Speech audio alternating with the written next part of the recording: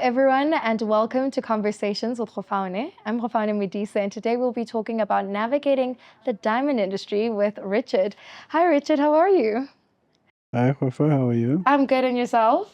Quite well, Looking sharp, thank I you. think it's I part of your try, thank brand. you. Not as sharp as you, I'm trying as well. So, you've been part of the diamond industry for quite some time, so maybe just introduce yourself and just let us know your history within the diamond industry. Yeah, so I'm the senior sales manager for De Beers. I'm also the office manager for the De Beers Sky Park office. I've been in the mining industry Sure. over 20 years. Let's keep it at that. And I've just been with De Beers. They've been my first employers after school, and they my only employer I've really ever had. The beautiful thing is I've not been in one place. I've lived across 4 countries, across 6 cities in those 4 countries. So it's been a very rich experience traversing the world, building up world experience in this amazing and unique industry. So the diamond industry has seen fluctuations and it's rising and so on, and now it's a very tricky position we find ourselves in. And is this something that you've kind of seen, especially within the African context? Are these things that are predictable to you, having had been within the diamond industry for so long? Look, the mining in general is a cyclical business. The diamond industry is no different to that. We've grown accustomed to our cycles every now and then. However, the downturn we're currently going through has probably been the most challenging we've been through in over 30 years. Merely because it's so long, but also it's not one or two variables that is counting against you. It's quite a number of variables that are conspiring to create this prolonged downturn. And of course, we've come through worse before. We've come through many downturns in the past. We'll come through this. As I say, it's just going to take a little bit longer to come out of it compared to the previous ones. Of course, time waits for no one. There is significant pressure on the whole industry, on every part of the value chain as we traverse this difficult time. But we will come through it. I think we will come through it, and we'll come out stronger when we come out on the other side. And I think it's not just mining or it's diamonds, just luxury as well. It seems to be facing some hardships in this point in time. I also did want to know, having had been through different countries and so on, and now you're fully based in South Africa, how have you seen the growth then since you've been back? Look, the growth is different, and every country has its own characteristic and its own unique culture and feel and its own unique goals. So the growth in every country that I've been in have been amazing. I've been back in South Africa now for the last 5 and a bit years. And it's been a very different challenge. I mean, through the political transformation we've been through in South Africa over the last 5 years, and then through the global economic challenges we've been through, and now the 2 years of this downturn that the diamond industry is navigating.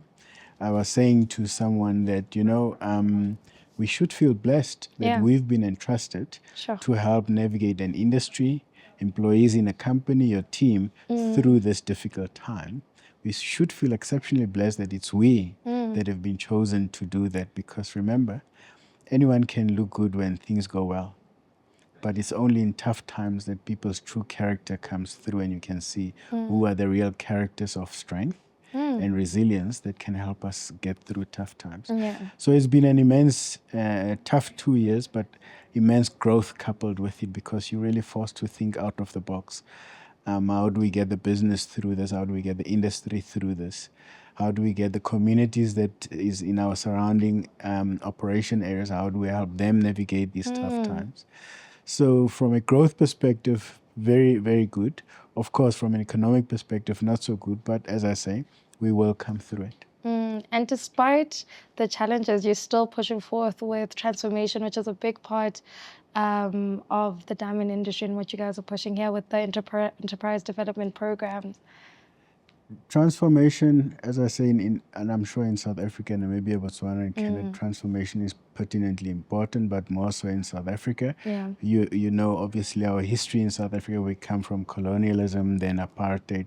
So we have over 100 years of, of, of, um, of disadvantage that we need to redress as a country. Yeah. And De Beers really takes the mantle of transformation seriously as one of the oldest mining companies and corporates in the country.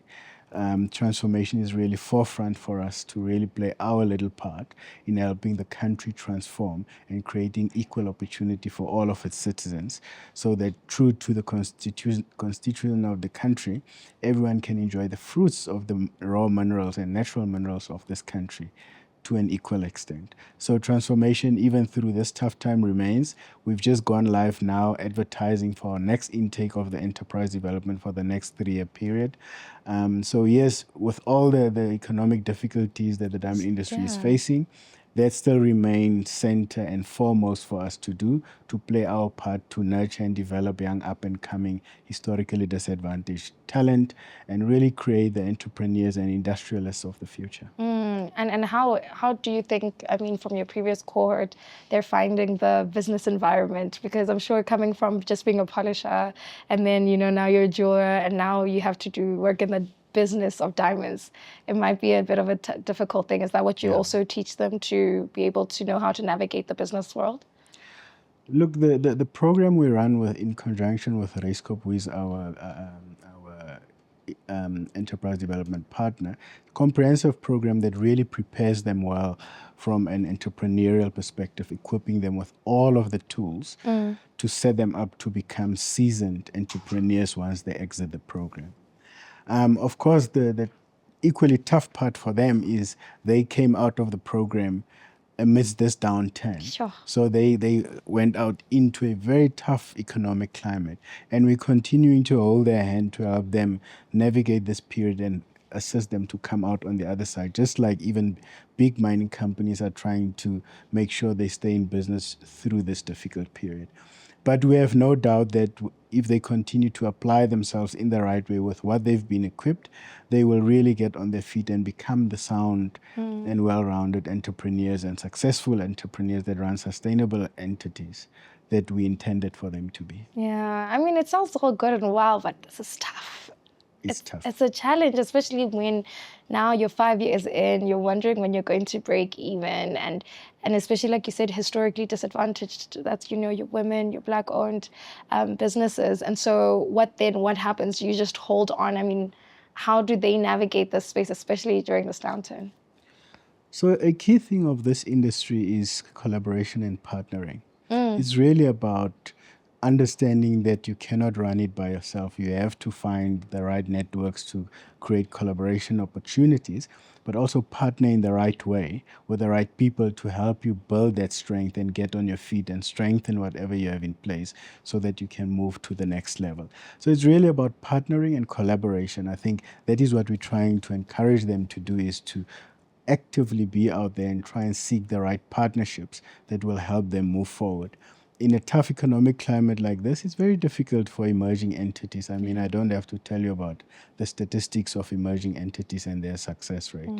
Hence, we are really encouraging them to leverage the concept of partnership and collaboration, because that's the only way that will really see them grow from where they are today and get closer to the entrepreneurial goals they've set for themselves. Yeah. And then what then? The temptation to dabble with lab-grown diamonds when we're here and we advocate for natural diamonds.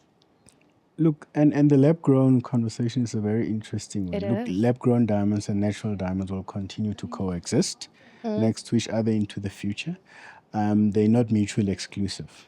But what we need to be clear about is there's a clear differentiation between the two. If you go look at the lab-grown prices over the last 5 years, you'll see those prices at wholesale level has dropped by more than 93%. Sure. So from a margin perspective, for a small emerging entity, there's no real margin in lab grown, especially with the educated consumer that we have today. We can go online and compare prices from anywhere in the world to what they are being offered to sell.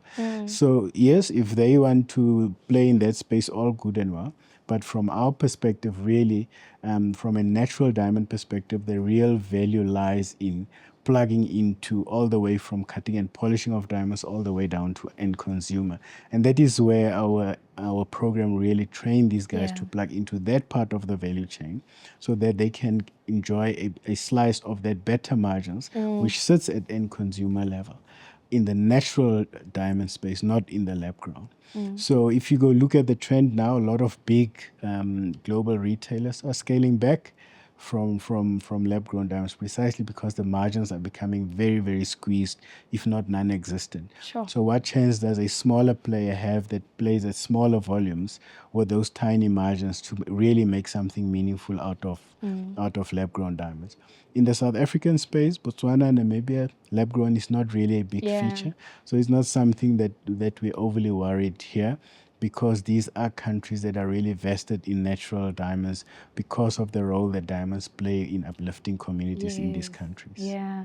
In the beginning, you alluded to Sky Park. And so there was a big relocation.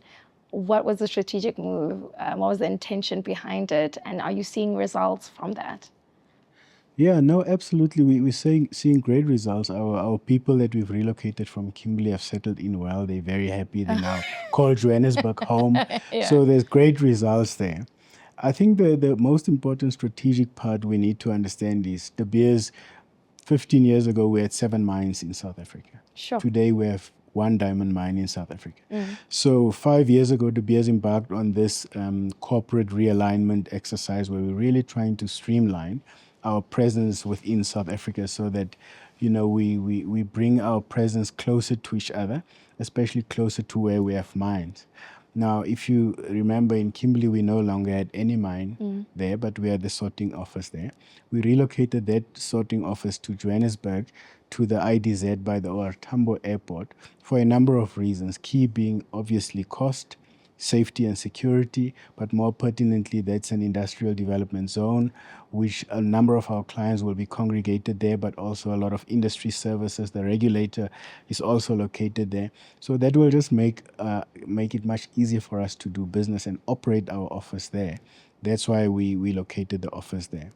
As a 136-year-old company, you have to understand at some stage you need to realize you're no longer as big as you were, and you don't need that wide a presence, and you really streamline your presence so that your offices are located in places that make economic sense, and you can leverage that to create a little bit of a competitive edge as you embark on the future. And then have there been any foreseeable collaborations, whether it be government or smaller independent entities?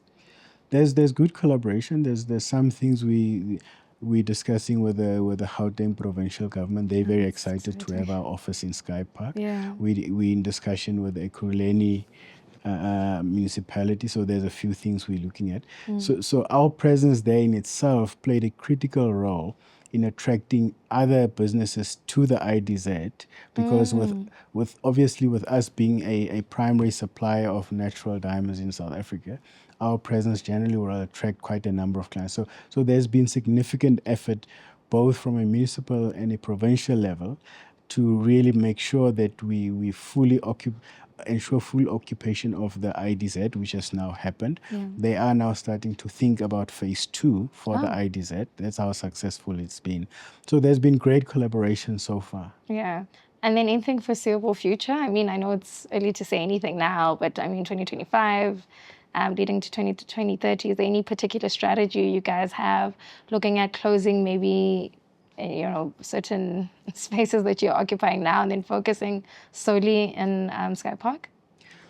Look, De Beers is currently in the process of really executing its origin strategy, which brings greater emphasis to corporate streamlining, really to streamline the business, especially in the face of the current industry challenges that we're facing. So I'm sure as time goes, we're going to continue seeing some more consolidation internally of De Beers, where we can probably streamline things in a way that makes better economic sense for the business and for the people and the stakeholders Yeah. around that. But at the moment, nothing specific that I can give you, but it's an ongoing piece of work where De Beers is Yeah. continuing to review its corporate footprint to streamline it, to better position the company for the future. As I said earlier, the industry is going through a very tough time, and every company in the industry is in the process of trying to reinvent themselves to ensure they Right. remain in business, but more importantly, they come out much stronger when we come out of this downturn. They come out much stronger and set them up a lot better for future sustainability. There's a lot of strategy. I think that I'm realizing we're appreciating the reason why you guys have been able to sustain yourself over a century. It's just being able to evolve with the times and see what's happening and not be so arrogant to say we've been here for so long, we won't be faced by this position we're in now. Yeah. Yes. So there's a concept called derailment. You know, Okay. they always say yesterday's strength can easily Sure. become the thing tomorrow that derails you completely if you don't take the time to fully understand and appreciate where you are today and what is it you need to do to reinvent yourself to take the next turn. It's easy to go this way. So De Beers has proven itself. That's why we've been around for 136 years. We've always been very good at doing the necessary to reinvent ourselves from time to time to ensure we set the business up for the next 5 to 10 years. And that's exactly what we're going through now. Yeah. Yes, from time to time, you're going to need to do more bolder and braver things, which is what we're doing now. I'm sure you Yeah. would have seen some of the announcements we've put out over the last 6 months. There's some brave decisions we've taken, and there's probably a few more brave decisions that's coming. But you have to do that to ensure that you really set up a sustainable business for the future. Otherwise, your 136 years will mean nothing if you cannot reinvent yourself. Yeah. And does this also include beneficiation? Is there reinvention that's going to be taking place with your beneficiation strategy, or is it a situation of if it's not broken, don't fix it? So everything in life evolves. You know, Yeah. the De Beers beneficiation strategy has proven extremely successful. But the fact that it's been successful doesn't mean doesn't have to pause and say, what is it that we're facing today in the world that we totally need to tackle in a different way compared to what we've done? So there's a continued reviewing of the beneficiation strategy, which will come on the back of the origin strategy as well, where we really look at all of the things we're currently doing across the BS locations and say, what is it we need to do to now reposition to take us to the next 3 to 5 years? Remember, yesterday's excellence becomes today's average. Sure. So there's no time to rest. We always have to look at, even when we succeed, we always have to evaluate and say, what is it we can do better? What is it we can do more of? What is it we need to stop doing? And that's really the ethos of underpinning the BS origin strategy, is continuing to look at opportunities where we can add better value. Beneficiation is one key to them, that across the locations where we operate, there are expectations from our communities, from our government stakeholders, from our employees. What is it we can do on an ongoing basis to really play our role in delivering to those expectations in a way that makes sense for all our stakeholders, communities, employees, our government stakeholders, and for the business. Yeah, but that's such a heavy responsibility to have bestowed on you. So it's like saying, despite whatever's happening in the economy, we still have to stay true to our what we believe is impact. And what does impact look like that you guys have within communities? What does impact look like? Is it job creation, or is it education, educating people, or what benefit? And when we say beneficiation, what impact are we looking for, and what does it look like? So impact, and I mean, I can sit here the whole day and tell you about all the good things that you've we are done, yeah. doing. But I'll give you two very simple examples about impact. There's two mining towns. One is called Kleinzia in Namaqualand on the west coast of South Africa, and Kimberley. Yeah. Both of these cities were founded, they diamond towns. They were founded on diamond mine. They're mining towns, right? If you go look at the infrastructure there today, all built by diamond mining, it gave rise, in Kimberley's example, to a city that probably is occupied today by 500,000 people. Sure. And we stopped mining there a while back. We no longer have mining operations there. Kleinzia, we've just handed over the town a few months ago. Again, a mining town where we constructed the infrastructure, we maintained the infrastructure, even though we stopped mining there over 10 years ago. And those are the success stories when we talk impact. These are the impact stories that people need to look at and say, this is the good things we do. But that is not good enough. Remember, we live in a world where consumer activism and consumer consciousness have reached disproportionate levels at the advent of access to information. Yes, yes, yes. So you continuously have to review what you're doing and see how you do things that have impact and change people's lives. That's why in the beers we say, our purpose is to make life brilliant. So in everything we do, our purpose is to make life brilliant for communities, our employees, our government stakeholders, and for the business. Yeah. And those are the four key stakeholders in everything that De Beers does that we look to fulfill obligations to at all times. Yeah. And in closing, what would you say is, with your over 2 decades of just being in the diamond industry alone, what would you say was your greatest lesson? I know earlier we were talking about the skill sets that you learned being negotiation, and I think I was really touched by you saying that with negotiation you need to be humble. And there's a lot of humility, and with humility, you're able to draw in a lot of wisdom. And I think you're quite wise, to be honest. But what would you say was your greatest highlight or greatest lesson that you've learned?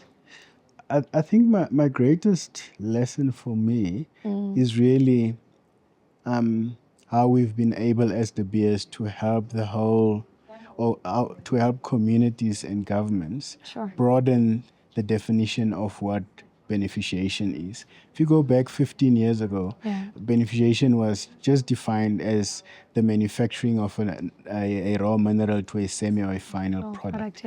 But beneficiation is a lot broader than that, and which is evident in all of the programs that De Beers do in all of the countries we operate. We look at the full value chain and all the direct opportunities from the value chain and the indirect opportunities. That is beneficiation. And for me, that has been the greatest learning, but also the greatest impact effort that I could contribute to was to move that dial so that we have a broader understanding of what beneficiation really is. Because in doing that, local communities no longer lose out on opportunities because we don't define something as beneficiation, because we had this narrow definition of beneficiation. We've broadened the definition so that we understand all the direct and indirect opportunities derived as a result of the presence of the mineral. That is beneficiation. So that has been the greatest learning for me, but it's also been the greatest pleasure. Brilliant. You've made my life brilliant with this 20 minutes. And I appreciate what we've learned. And I think just speaking on De Beers, the historic impact that you guys have had till date, strategy and so on, there's a lot of nuggets that anyone can implement, not just whether they're in the diamond industry, but whatever industry. And thank you so much, Richard. And thank you all to our audience. Remember that with every challenge comes an opportunity for reinvention. I'm Profane. We'll see you next time.